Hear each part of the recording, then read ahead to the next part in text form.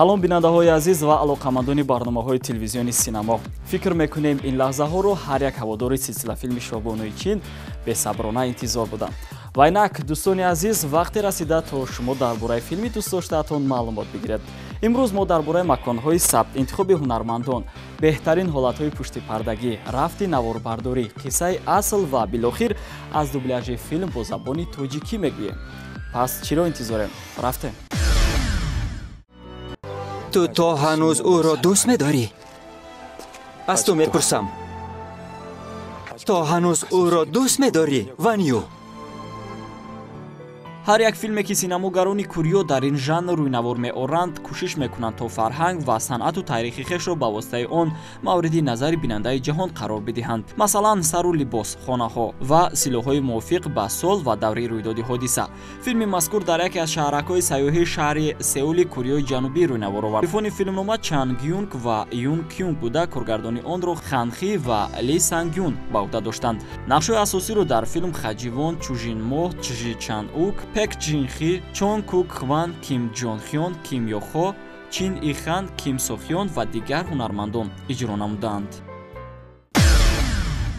ба андешаи Хаҷивон ё худ Суньян барои бозидани нақш дар силсила филми Шоҳбонуи Чин аз даъват шуданаш ба Ҳолливуд даст кашид. барояш бо Ҷонни Депп ва Харрисон Форд дар як филм нақш бозиданро пешниҳод мекунанд, аммо ҳунарпеша рад мекунад. сабаби инро ӯ дар як нишасти матбуотӣ ки вобаста ба ҳамин филм баргузор гардида буд, чунин баён намуд: аз ман ҳамеша мепурсанд, чаро Хаҷивон филмҳоеро интихоб мекунад ки қаҳрамонаш ҳамеша дар азоб аст. дар Ҳолливуд инро қадр карданд ва ба хулоса омаданд ки ман дар ҳама намуди жанрҳо муваффақам, аммо мехоҳам бо ҳунарам аз синамои ватанӣ дифоъ намоям. чунин буд маълумоти кӯтоҳ дар бораи ҳунарпешаи нақши марказӣ ё худ Суньян. вобаста ба даъвати дигар ҳунармандон, таваҷҷӯҳи шуморо ба идомаи барнома ҷалб мекунем. то даъват шуданаш дар ин филм, Хаҷивон боз дар чандин офаридиҳои дигар аз қабили Телефон, Асрори санги дурахшон, Шоҳиду дил ва Наздик ба осмон нақши асосиро иҷро намуда буд. аммо силсила филми Шоҳбонуи Чин миёни онҳо тафовути зиёд дорад. дуруст аст ки барои бозидани ин нақш аз рафтанам ба Ҳолливуд даст кашидам, аммо имрӯз бисёр шодам ки он вақт чунин қарор баровардам, зеро Шоҳбонуи Чин бароям шӯҳрате бахшид ки дер боз интизораш будам. воқеест ки барои расидан ба роҳи мақсуд аввал аз роҳҳои наздик бояд оғоз кунӣ. аз ин рӯ иҷрои нақш дар дигар филмҳоро зинае то орзуҳоям мепиндорам. аз он нафароне ки маро лоиқи ин нақш донистанд бисёр сипосгузорам.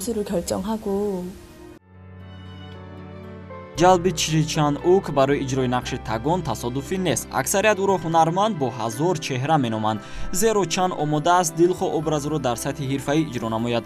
дӯстонаш ҳамеша бар он талқин мекунанд ки силсила филми Шоҳбонуи Чин ҳунар ва истеъдоди ӯро барои бинанда ба хубӣ нишон дод. чанд вақт боз мо дар рӯи навор овардани ин филм бандем. бояд бигӯям ки ҳамааш он қадар осон нест ки шумо фикр мекунед. даъвати ман низ мисли дигар ҳунармандон бо диди коргардон сурат гирифт. фикр мекунам Шоҳбонуи Чин дили бинандаи на танҳо синамои кӯриё, балки ҷаҳонро ба даст меорад, зеро он мавзӯи таърихӣ ва воқеист. Чу Ҷин Мо, ҳунарманди ҷавон аз шаҳри Сеули, Кӯриёи Ҷанубӣ, ки 11 августи соли 1974 ба дунё омадааст. ин ҳунарманди мумтоз маҳбубиятро пас аз баромади филмҳои Даоски Мак Чон Хи, Воситаҳои марг, Ҳеҷ гоҳ оташи нашав ва 200 роҳи зебоӣ соҳиб гаштааст. ин номгӯи нопурраи филмҳост ки бо ҳунарнамои ӯ рӯйнавор омаданд, яъне ҳунарманд то имрӯз дар зиёда аз 30 филм нақш офаридааст.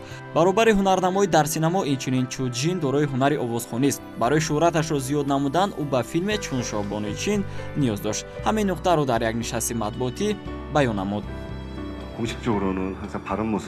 новобаста аз фаъолияти назаррасам дар соҳаи синемо то ҳол бароям муяссар нагаштааст ки ба хотири филме дар чунин нишастҳо иштирок дошта бошам. сараввал мехоҳам аз ҳама бинандаҳо ва ҳаводорони азизам ташаккур кунам ки маҳз бо шарофати таваҷҷӯҳи онҳо мо муаррифӣ шудем. нақши Ваню аз иҷрокунандааш талаботҳои зиёдеро тақозо мекард. мо низ дар навбати худ кӯшиш намудем ин шахсиятро дар сатҳи зарурӣ нишон бидиҳем. чун дигар инсонҳо ӯ низ ҳаққи ошиқ шуданро дошт, аммо тақдир барояш дигар қисматро раво дид. Пек Чжинхи иҷрокунандаи нақши Танашир ҳунарпешаи 27-солаи Кореяи Ҷанубӣ дар синемо соли 2009 бо иҷрои образ дар филми Ошхонаи беҳомӣ ворид шуд. Гарчанде дар силсила филми Шоҳбонуи Чин образи манфиро иҷро намудааст, аммо ӯро бештар бо бозидани нақшҳои мусбӣ мешиносанду дӯст медоранд.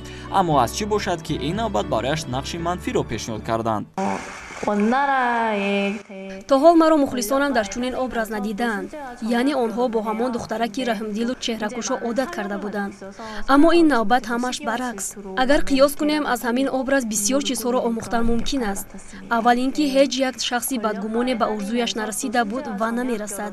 Дуюм ин ки ҳеҷ мансабу ҷой абадӣ нест ва ҳақиқат рӯзе рӯи об хоҳад баромад. Дар охир мехоҳам ба ҳама ҳаводорони азизам бигӯям, ки аз ин нақш низ омӯзеду фикратонро нисбатам иваз накунед. наворбардории филм тирамоҳи соли 2012 оғоз гардида наздики як сол идома ёфт. 8 феврали ҳамон сол барои Пек Чжинхи хотирмон буд, зеро рӯзи зодрӯзаш ба сабти саҳнаи марги қаҳрамонӣ офаридааш рост омад. Барои тайягарон сабти ин саҳна мисли муаммо буд, зеро дар чунин рӯз намехостанд барояш ин гуна ҳолатро раводониста бошанд. Билохир худи ҳунарпеша қарор дод то онро сабт намоянд. Пас аз наворбардории ин саҳна аз зодрӯзаш ба таври оддӣ вале самимӣ истиқбол гирифтанд.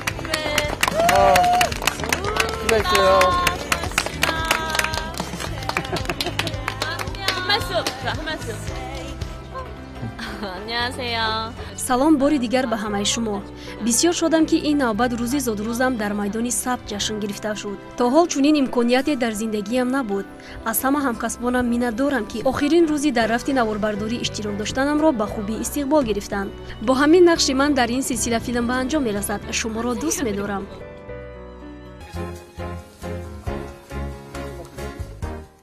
аъло ҳазрат, ҳоло ҳам гап зада наметавонанд.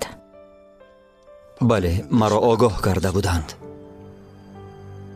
ман аз шумо як хоҳиш доштам, аъло ҳазрат.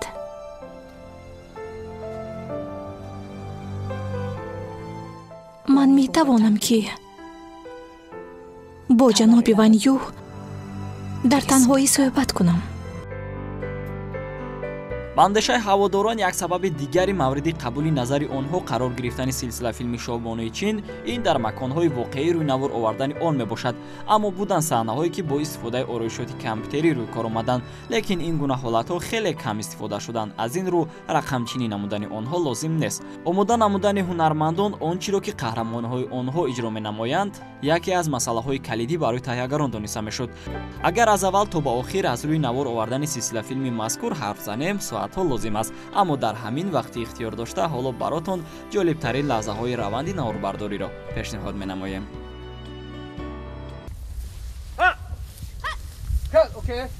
한 점에 부끄러워지.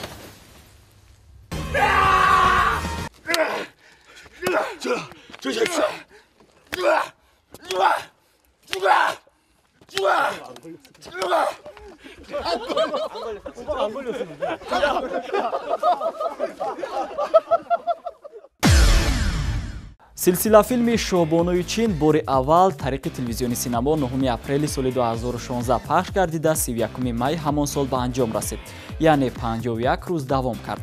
ин филм миёни мардум маҳбубияти хеле зиёдро соҳиб гашт ва баъдан бо талаб ва дархости бинандаҳои бешумор пахши такрори он аз 10 январи соли равон оғоз гардида то имрӯз идома дорад. ба як савол ба идомаи барнома таваҷҷӯҳ мекунем. оё филми мазкур то ин андоза муваффақ мешуд агар он бо забони тоҷикӣ тарҷума ва дубляж намегашт?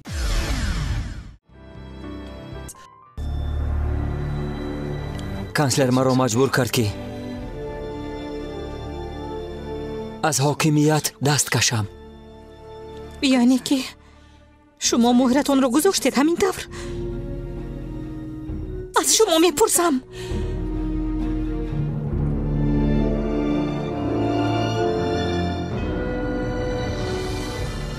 бале, қиссаи як чиз гуфтан мехоҳам. оё ҳама розиянд ки шоҳаншоҳ аз тахт даст кашида онро ба шоҳзода супорад? вале пеш аз ин шумо ҷаноби канцлер ба ваъдаатон вафо кунед. ин одилона хоҳад буд. албатта вафо мекунам. телевизиони синемо барои бинандаи худ ҳамеша ҷолибтарин филмҳоро пешниҳод менамояд. дар назар аст ки ояндаи наздик аз ин дида силсила филмҳои шавқовартар пешниҳоди завқи шумо мегарданд.